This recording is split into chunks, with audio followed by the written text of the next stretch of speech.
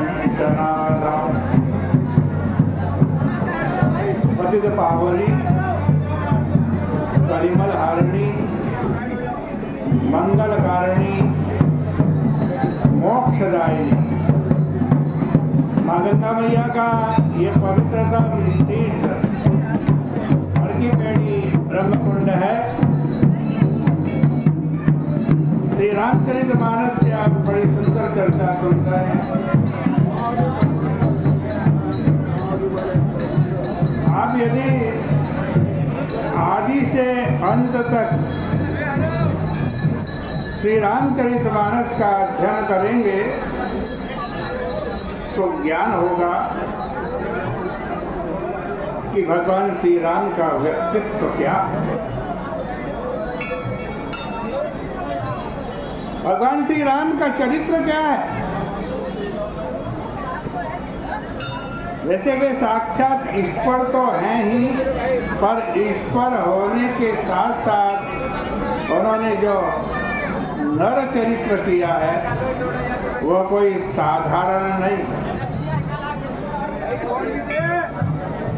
अर्थात शास्त्रों में पुराणों में जिन जिन सिद्धांतों का प्रतिपादन किया है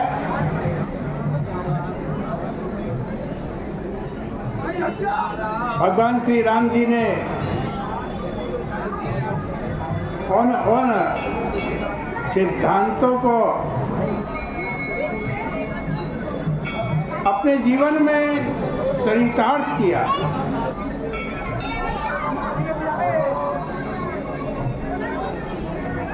जो शास्त्रों में उपदेश दिए गए हैं उन्हीं का समग्र आचरित रूप ही राम के रूप में प्रकट होता।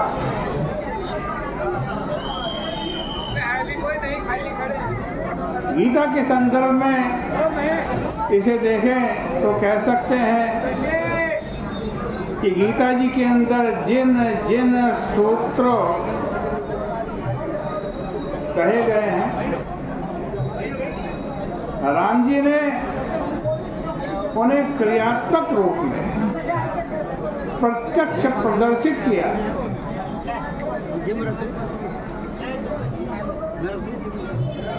जैसे विज्ञान के दो भाग होते हैं।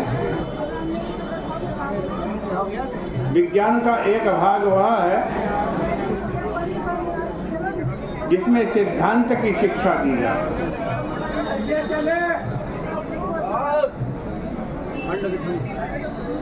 तथा विज्ञान का दूसरा भाग वह है जिसमें प्रयोग के द्वारा विज्ञान के उन सिद्धांतों की सत्यता की परख की जाती है।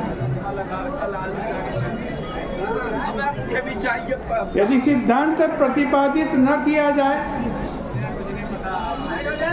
तो व्यक्ति किस आधार पर प्रयोग करेगा और प्रयोग के बिना उस सिद्धांत की सत्यता सिद्ध नहीं होगी।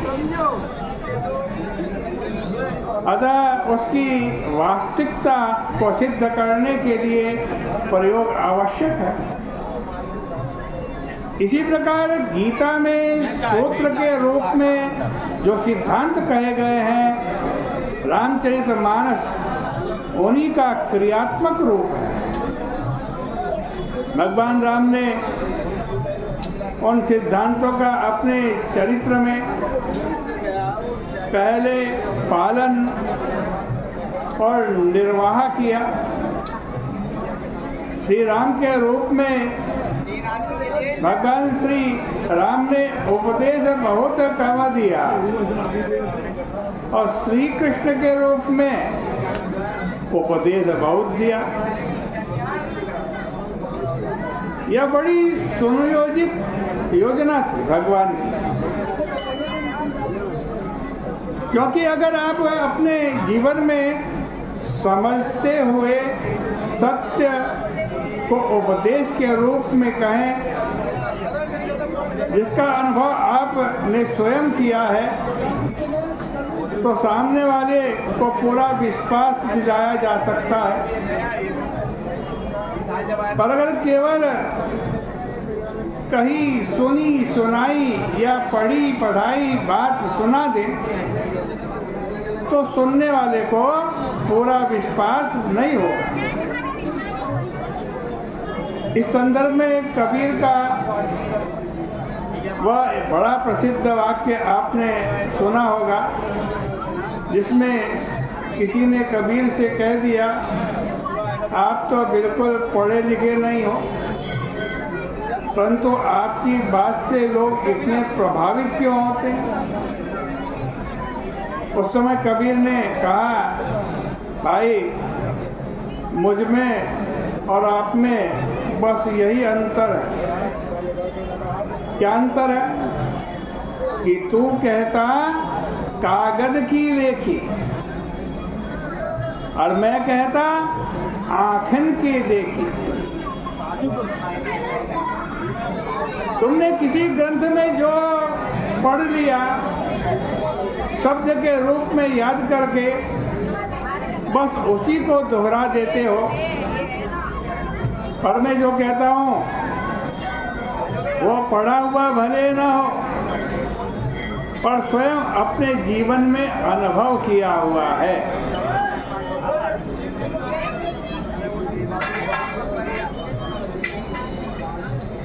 आज कहते हैं,